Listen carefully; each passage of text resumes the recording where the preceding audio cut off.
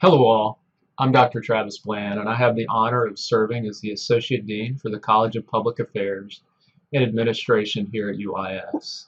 I study, consult, and provide trainings on topics of organizational health, strategic planning and execution, and the management of people.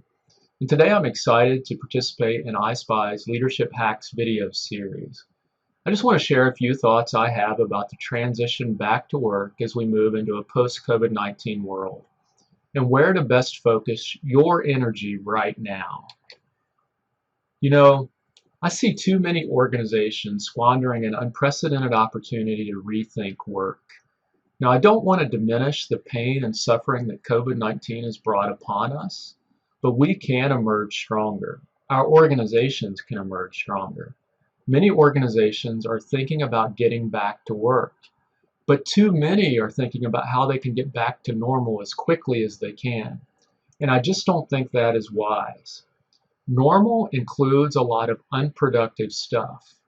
So I want to challenge you with a question. Shouldn't we move forward to a new normal that leaves behind many of the things we have learned over the last few months that we don't really need? That's what I want to talk about. As you think about where to focus your energy, as you think about getting back to work and moving into a new normal, what are the things that you should not go back and reclaim? What are some things that you ought to leave in the past? I will be sharing 3 iSPI hack videos where I will give you the 3 things that I don't want to reclaim and what I hope to replace them with as part of a new normal. These are things that I have learned during this COVID-19 season that I want to bring with me into the future. I'm also going to include in these videos a framework that you can use to guide a 1-hour discussion with your leadership team around each of these things.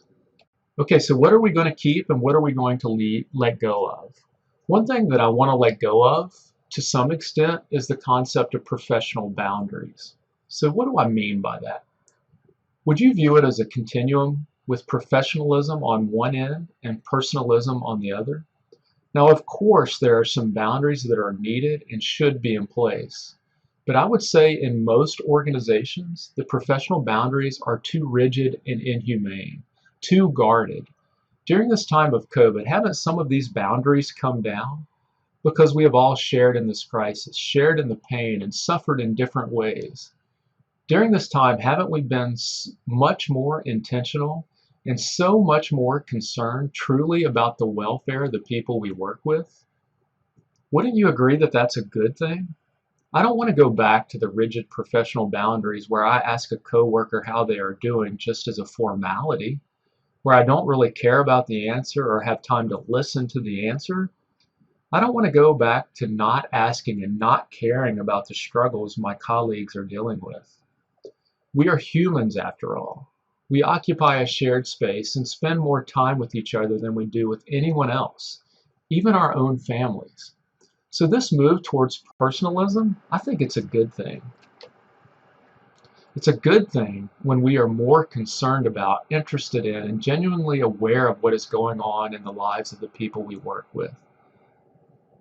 There's just something about this new way of working that we've experienced during COVID-19, being on Zoom meetings with people's kids in the background, mine often fighting with one another, yelling and screaming, but sometimes coming and sitting in my lap while I'm in a meeting.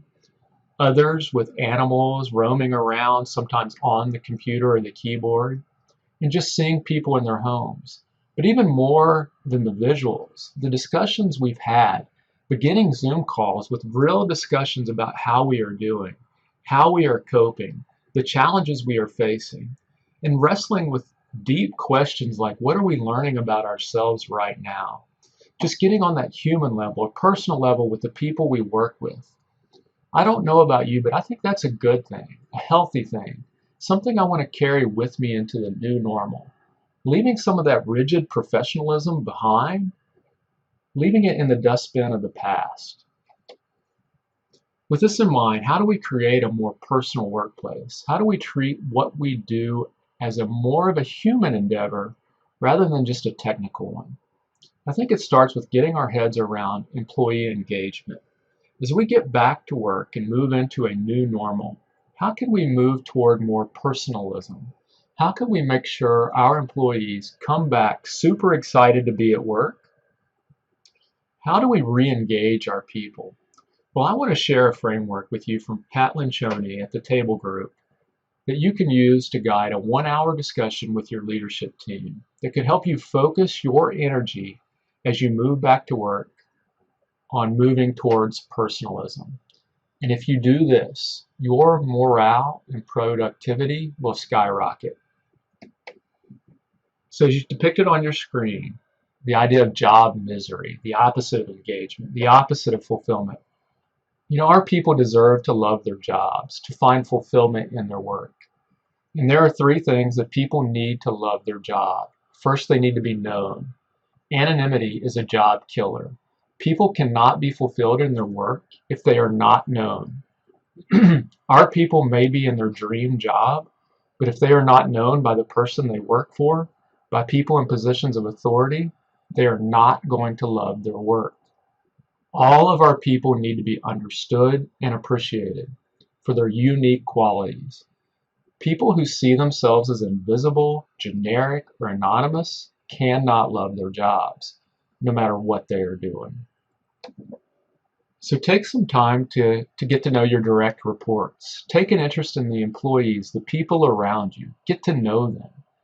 No employee, regardless of how much money he or she makes or how much he or she loves the nature of the work they do, can be fulfilled without a manager who knows and cares about them as a unique individual.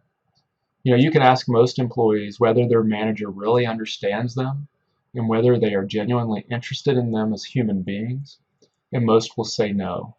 And this should not be. Personalism matters. Then everyone needs to know their job matters to someone, anyone. Without seeing this connection between their work and the satisfaction of another person or group, an employee simply will not find lasting fulfillment in what they do. Employees need to know their work matters, that they are making a meaningful contribution to others, to an end that is bigger than themselves. So irrelevance is the second job killer, the second cause of job misery. And lastly, employees need a way to gauge their progress and level of contribution for themselves. Again, a way to gauge for themselves. They cannot be fulfilled if their success depends on the whims of another person. Without a tangible means of assessing success or failure for themselves, they will eventually see themselves as unable to control their own fate. And this is not about developing hard metrics of success. And this is usually the toughest one for managers, for leaders to get their heads around. For me, it's really simple because I want to help people achieve their potential, to find fulfillment in their work. So I pay attention to the number of conversations I have that go to a deeper level, that don't just stick to the formal, focus on the here and now, but I want to have discussions, conversations about the future, about what makes the people around me, especially my direct reports, tick, what they want to be and do with their lives, to get to know them. When I have those types of discussions, I know I'm having success, that my work is a success. So when you take this framework and commit to a 1-hour discussion with your leadership team, just think about your people. Start with your direct reports, write their name at the top of the page, and ask the following.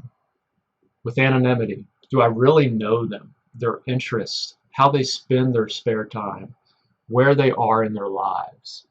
Irrelevance, do they know who their work impacts and how? And with immeasurement, do they know how to assess their own progress or success?